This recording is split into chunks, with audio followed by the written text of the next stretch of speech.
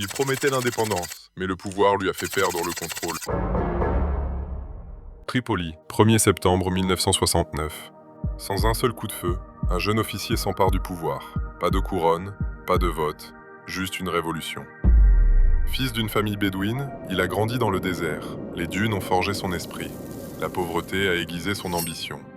Il parle aux foules comme un prophète, promet la fin de l'humiliation, l'indépendance totale.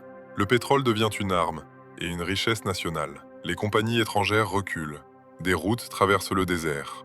Des logements pour les familles. Des hôpitaux. Des écoles. L'électricité atteint villes et villages. L'eau potable circule dans les régions arides.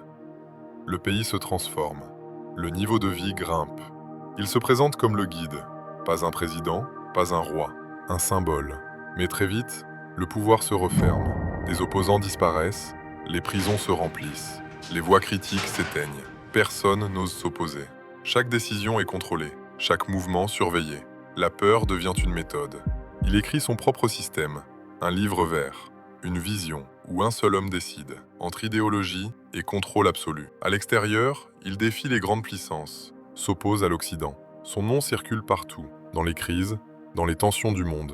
Les sanctions tombent, l'isolement grandit, mais il tient, année après année, décennie après décennie, jusqu'à devenir indissociable de son pays. Début 2011, le printemps arabe atteint la Libye. Le vent change. Dans les rues, la peur se fissure. Les voix s'élèvent. La contestation devient révolte. Les armes parlent. Les villes tombent. Et pour la première fois, il recule. Le guide fuit. Son pouvoir s'effondre. 20 octobre 2011, près de Sirte, un convoi tente de s'échapper. Frappé, il tombe, il se cache, dans un conduit étroit. Mais l'histoire l'a déjà rattrapé. Des combattants approchent, des cris éclatent. La fin est brutale, sans cérémonie. Celui qui dirigeait depuis plus de 40 ans n'est plus qu'un homme dans la poussière. Tout s'arrête, son corps est exhibé, filmé, montré au monde entier. Sans procès, sans dernier discours. La chute est totale. Mais après lui, tout s'écroule. Plus de guide, plus de contrôle. Seulement le vide. Les institutions tombent, les alliances explosent. Les armes circulent. Les richesses disparaissent. Le pays se fracture.